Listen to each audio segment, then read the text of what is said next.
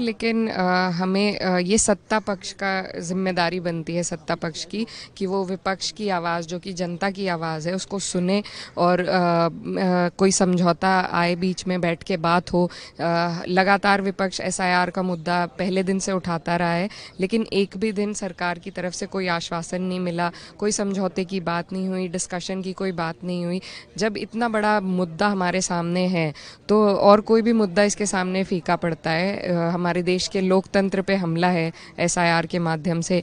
एक press conference हुई LOP के द्वारा, जिसका जवाब इलेक्शन कमीशन ने दिया, लेकिन किस तरह के वो जवाब थे, कोई भी मुझे राहुल गांधी जी की ये बात बहुत अच्छी लगी कि उन्होंने कहा मैं सिर्फ वोट एडिशन जिस तरीके से हुए हैं ये एक तरीका है, डिलीशन भी होते हैं लेकिन उनका प्रूफ हमारे पास नहीं है।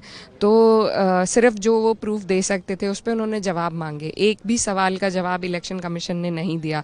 उसके बाद एक ऐसा अमेंडमेंट लाया गया 130th अमेंडमेंट, जिसके माध्यम से अगर 30 दिन तक किसी भी मुख्यमंत्री को सज़ा हो तो उन्हें हटाया जा सकता है।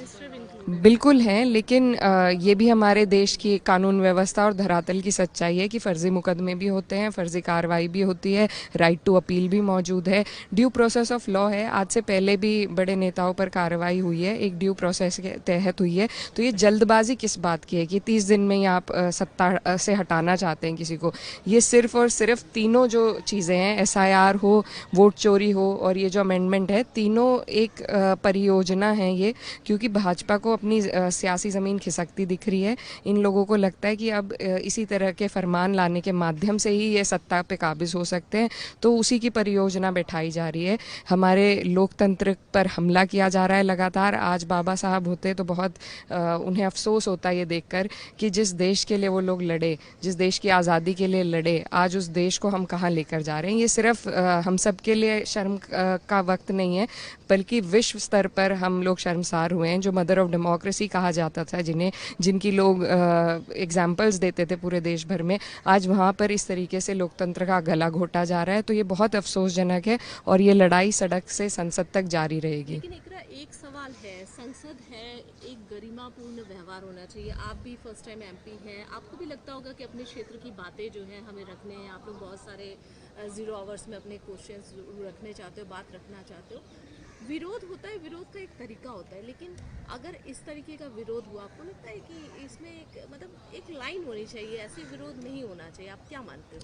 देखिए, पहले के हमने जो डिबेट्स देखे हैं पार्लियामेंट के, तो उसमें विपक्ष अपनी बात रखता था और विपक्ष की बात को सुना जाता था, सरकार उनका जवाब देती थी। आज जो दौर हम देख रहे हैं उसमें हंगामा साफ तौर पर सुनाई दे रहा है, लेकिन कैमरा हमारे तरफ नहीं किया जाता है। हम लोग नारे लगा रहे हैं, लेकिन उसके बावजूद लगातार बिल पे बिल पास किए जा रहे हैं। उसमें विपक्ष का एक भी सांसद उठ के अपनी बात नहीं रख पा रहा, कोई भी राजनीतिक दल अपना व्यक्तित्व उसमें नहीं रख पा रहा। तो क्या ये शर्मसार करने वाली बात नहीं है? क्या हम सिर्फ ये चाहते हैं कि फरमान की तरीके से हमारे देश के कानून बने? फिर हम कहाँ के लोकतंत्र रह जाएंगे? फिर तो हम चाइना के तर्ज पे चलते जा रहे हैं।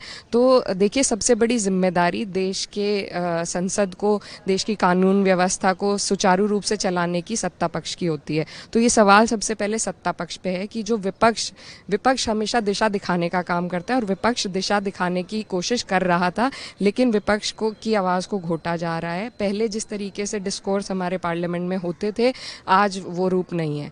हम लोग बहुत हम सरप्राइज हैं खुद देख के कि इस तरीके से नज़रअंदाजी हो रही है लगभग 250 एमपी की। तो ये अपने आप में एक बहुत बड़ा सवाल हमारे देश के लोकतंत्र पे खड़ा करता है।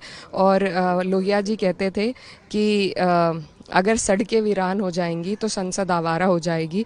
तो इसीलिए अब हमारा ज़रूरी है सड़कों पे उतरना और सड़कों पे विरोध जारी रहेगा। हम संसद को आवारा नहीं होने देंगे, ये हमारा फ़र्ज़